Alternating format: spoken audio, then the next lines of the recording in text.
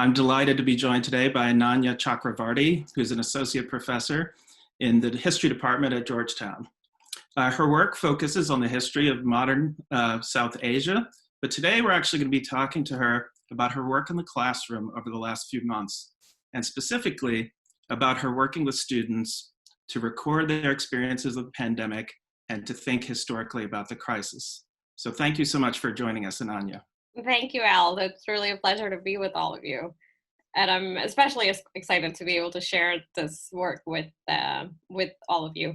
I'm hoping some of the students are here. So, but without further ado, I thought it would be useful to actually walk you through what we did, and then we can actually talk about the project a little bit. So, if that's okay, I'll share my screen. Like many of us in higher education, we suddenly had to scramble and sort of retool our teaching to deal with what had happened. And I was teaching two courses this semester, one on the history of modern South Asia and one on women, film, and Indian history. And it seemed, however, specious to kind of try to continue to do what I was doing without really thinking about what was going on around us. And so this began as a way to really hone in on the fact that, these were history classes, and to actually really think about what history can and cannot teach us about thinking about the present. And for one, historians actually hate saying anything about the present. We study change over time, and so we get very uncomfortable on judging things as they're happening. But given the scale of COVID-19, both in terms of its geographical spread and in terms of human impact, I think most historians would be comfortable calling this a world historical event. That being said, then what does history offer us to think about this? And so I created a guide to kind of help my students thinking about what it would mean to archive the present. We talked about primary sources and what archives are, but also what kinds of things limit or structure archives incompletely. So, all historians know archives are never complete, and worse, they are often reflective of the kinds of hierarchies of our societies and underrepresent those at the bottom of those hierarchies. So ironically, any archive of COVID-19 is likely to reflect the hierarchies of our societies and underrepresent those who are going to be most vulnerable to it. So migrant or precarious laborers, non-literate peoples, people without access to the internet, incarcerated people, etc. Still, the goal was to preserve as much as we could from as wide a set of points of view as possible. And so this is a Jamboard. We would do these kind of collaborative brainstorming sessions. And this week in the class, we were actually discussing women's history in South Asia, and jumping off of that, from thinking about the political and archival silencing of women in South Asia, we thought about how women particularly were being impacted by COVID-19 and how those experiences might be missed. And so we also talked about how archiving today has to reflect the fact that our historical footprint has changed, and a lot of our artifacts, if you will, are digital. But the problem with creating a digital archive of the future is that there are databases in the present, and not only does this mean that they're vulnerable to exploitation in various ways, but they can be specifically really dangerous for vulnerable types of people. Still, this is from Divjot Bawa's collection, who focused on collecting content circulating on social media in Amritsar, Punjab. And you can see how COVID-19 is playing out online here. You have a WhatsApp forward of misinformation that's circulating there, but then you also have these kind of TikTok videos with quite moving images of people trying to help the vulnerable. We talked about different techniques, and one of the techniques we talked about was journaling. And in part, it's also because I think journaling at a moment of crisis can be quite helpful in some ways, as psychologists tell us. And so this is Paul James's photo journal, which you can check out on his collection. I love that he has a kind of thing that we're all experiencing of our strange daily wardrobes.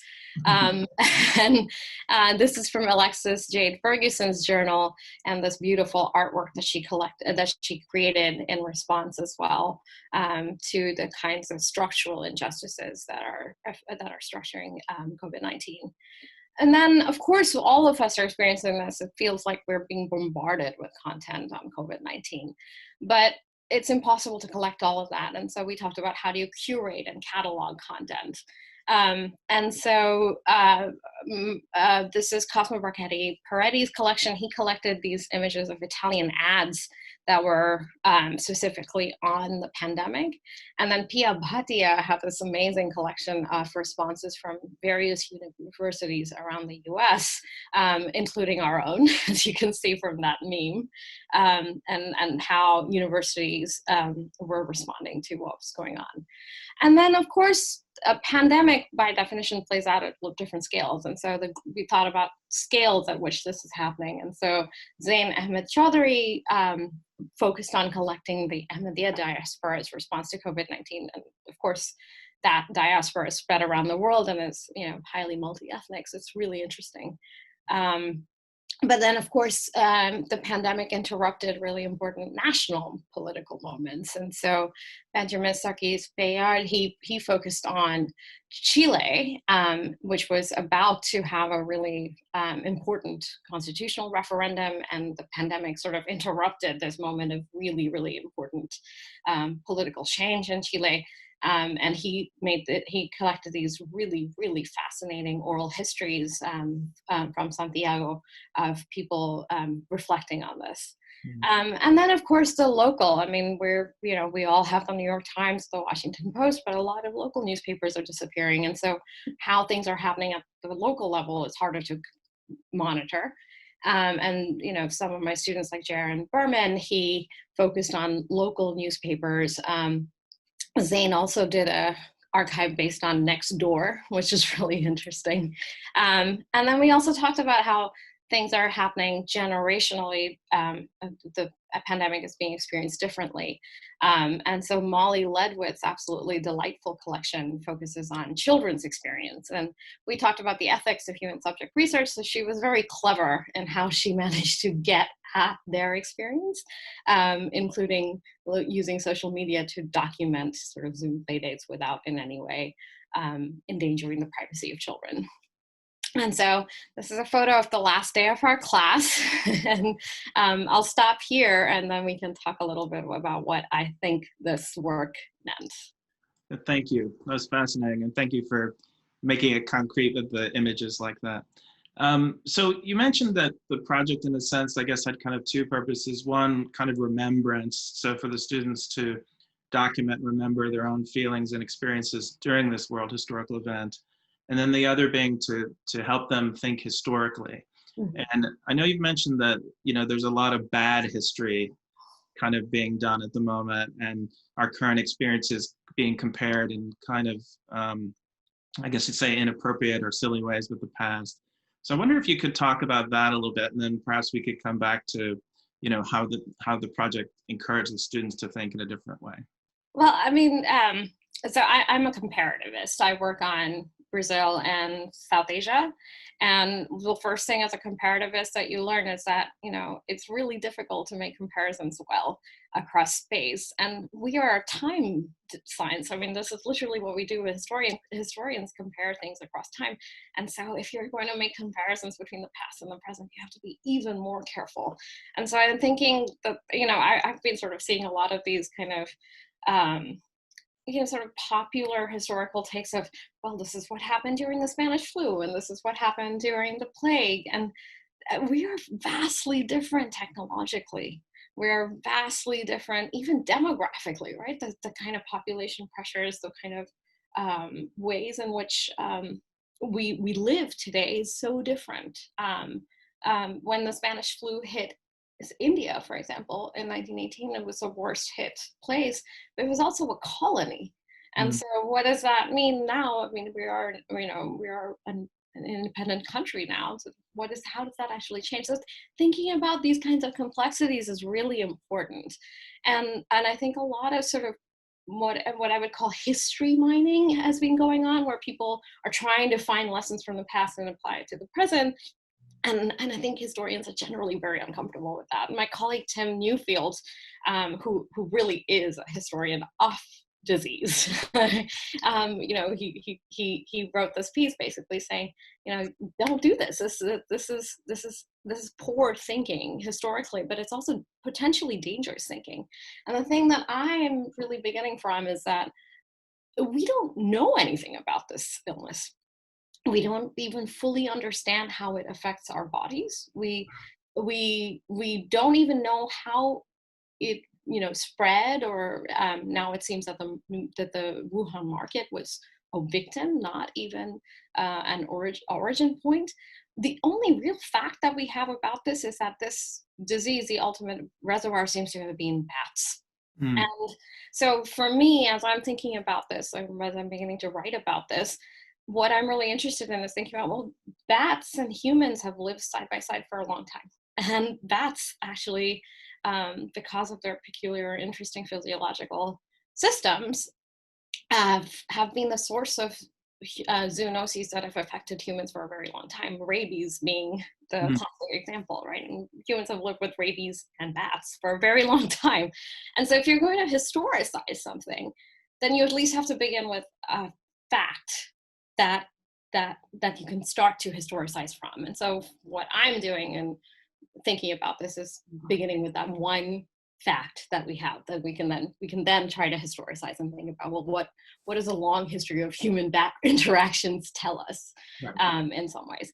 And so with my students, I think what I was really trying to get them to do was to, one, sort of look at the world around them the way that social scientists and historians look at the world, right, sort of analytically. And one of the things that we do know, which seems to be a constant across different pandemics, is that the ways in which people are affected by it are really structured by social inequalities and hierarchies.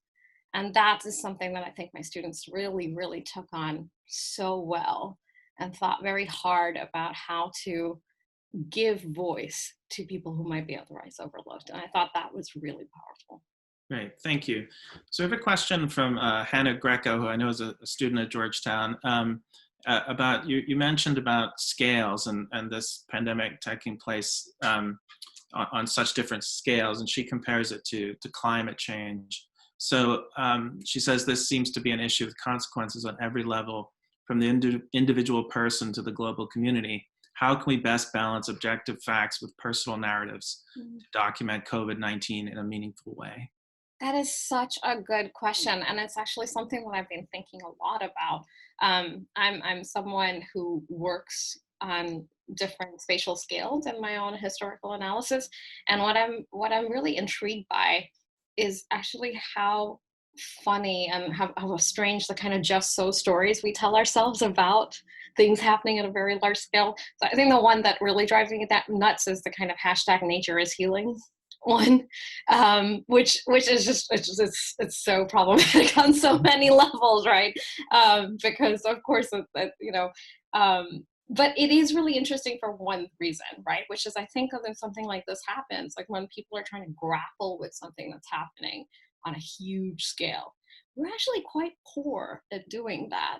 And often the kind of stories that we tell ourselves are almost cosmological at that point. And so in some ways, I study histories of religion, and it's really interesting to see, especially how certain types of religious thinking can and cannot help you imagine or understand things playing out on this very large scale. And so nature and healing is almost, to me, sounds like this kind of cosmological just so story that we're trying to tell ourselves about this.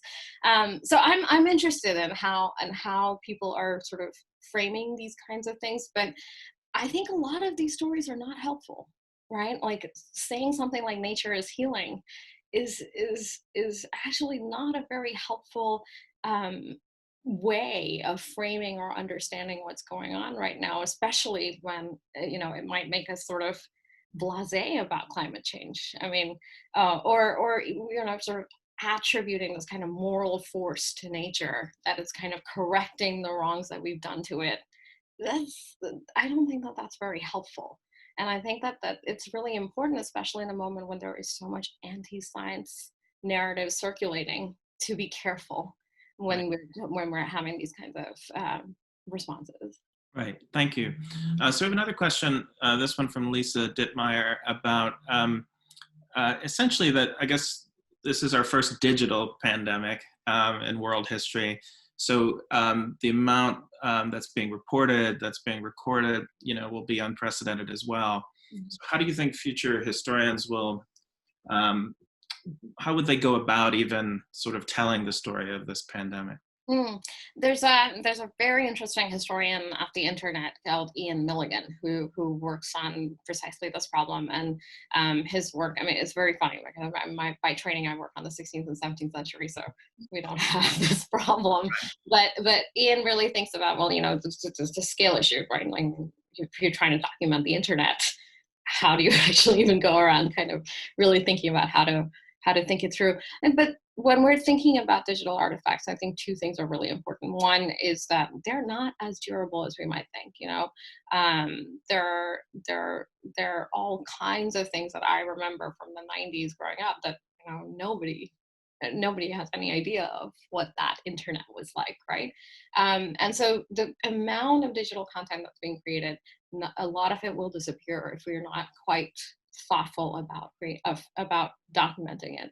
I had students from Ahmedabad University sort of adopted this project because they'd heard about it, and they were, one of the things I told them is that in India, TikTok is really the medium by which especially lower classes and younger people are experiencing and talking through and recording this. And if you don't preserve that, then that's a huge thing that we've lost. Yeah. No, thank you. That's really helpful. We had another question from Elizabeth Drummond, who says she's running a similar project at Loyola Marymount University in the fall. And she wanted to know a little bit about how specifically you got students to think as historians as opposed to sort of memoirists or journalists. I think because I made it clear, a lot of the other projects that I've seen have only sort of focused on journaling as the way to create an archive. And what I really wanted them to do was to kind of look at the world as an archivist. And I think that it was really interesting. Some of my students really found journaling helpful, and they embraced it, and they did really interesting creative things with it. And then a lot of others actually didn't, and they found it much more helpful to kind of look at this world in this kind of more curating way.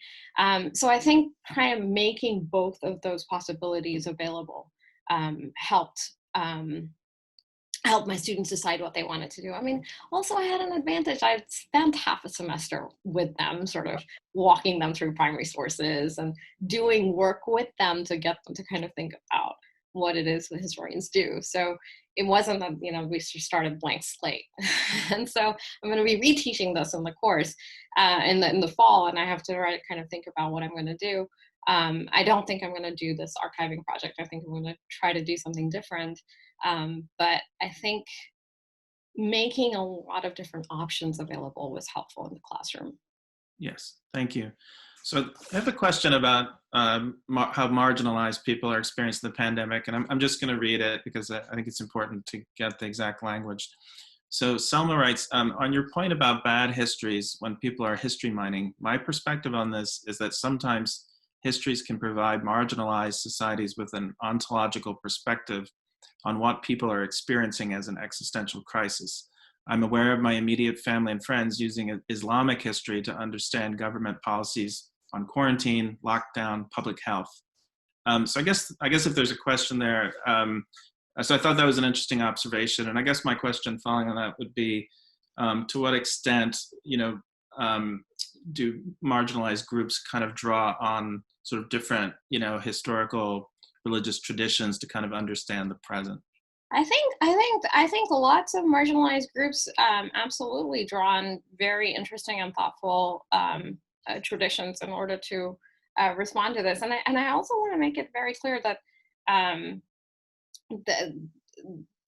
they're not necessarily the groups that we're going to see sort of anti-science or things coming out of. I mean, if you look at the way that the indigenous people are responding to this, I mean, they're really, really aware of just how differentially they're going to be affected by this pandemic. And this is true as much in Brazil, on which I work, or as in the United States.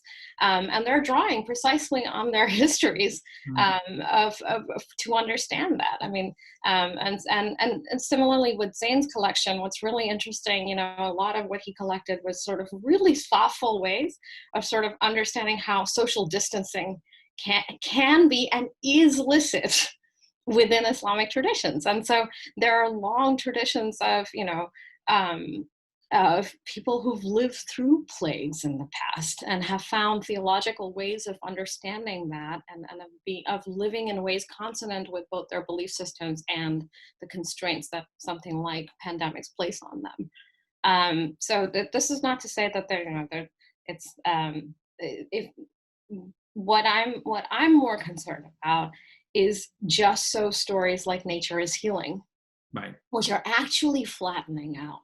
Nature is healing, but that, you know, whose nature? What nature? I mean, it's one thing to say nature is healing when I'm in my very comfortable middle class home. It's another thing when, you know, you're 40, you know, people are walking 40 miles in the Indian summer to try Right. to get home to their villages. Right. Thank you. Mm-hmm. So I'll ask a different kind of question. You know, when you told me about this project, one of the things that occurred to me was that perhaps this class helped students cope with what was happening in their world psychologically. And I was just wondering, from your conversations with students, did you find that to be the case? I think I was amazed at what my students could and could not do. I mean, part of the strangeness of this pandemic is there are ways in which certain types of social distance, ironically, have collapsed. I literally was, you know, I have to let my students into my home to be able to talk to them. And similarly, I was invited into their lives in a way that I wouldn't have been otherwise, right? And I think that, you know, again, things varied. For some students, for example, journaling initially was very hard. Because it was forcing them to confront things that they weren't really ready to confront. And so I made it very, very clear that you shouldn't do it if it's going to be psychologically taxing to do it. And then for other students, they found it very helpful. And again, that's what I mean. Like, if you're designing something like this, I think the really important thing is to give lots of options and space for students to kind of come up with it. And I think given that, I was just amazed at the creativity with which they, you know, attacked this project, and the amount of care and time that they put into doing it despite everything. And I think that collectively what was really wonderful for me is that we became a community. These Jamboard sessions that we would have, I would always open class by, you know, saying it's an old trick, but it helps people to kind of come to something analytically if they've got space to kind of express emotionally how they're feeling about it. So we would start our class session with a Jamboard where people would kind of write down where they were, and often they'd sort of be like anxious or depressed or all of the normal things in response to something like this. And at the end of the class, we'd have another Jamboard sort of final wrap-up thoughts. And it was always amazing to see the kind of upward curve, you know, where they were like, okay, I'm feeling motivated, I feel better. And so that was really affirming, Right. that a community could really come together like that. That's great to hear. Yeah. I had a question from Joel Suldre about what graduate students in particular could be doing to kind of, I suppose, help document and think about the current crisis. Graduate students, I think it's there. I mean, I always tell my own graduate students here, I see them as junior colleagues. So, I mean, yes, there is a mentorship relationship between me and my graduate students, but it's more of a collegial one. So I think, you know, you are in graduate school if you want to, as presuming you want to go on to a scholarly career, then what you have to do is to kind of approach this in a scholarly way. And I think our disciplines in different ways allow us to do certain things. And I think it's important to really think about what is it that your discipline can help you do right now. So I'm very uncomfortable. Like I said, I mean, there are things history can do for us right now. There are lots of things it can't do for us. And I think that knowing that limit is really important. Like, I think we're all turning into armchair epidemiologists, for example. I don't know if that's a good idea. I'm trained as a historian. It's a good idea for me to be a historian, right? And so I think that is, I think, maybe one way that graduate students can think about what they're doing. Thank you.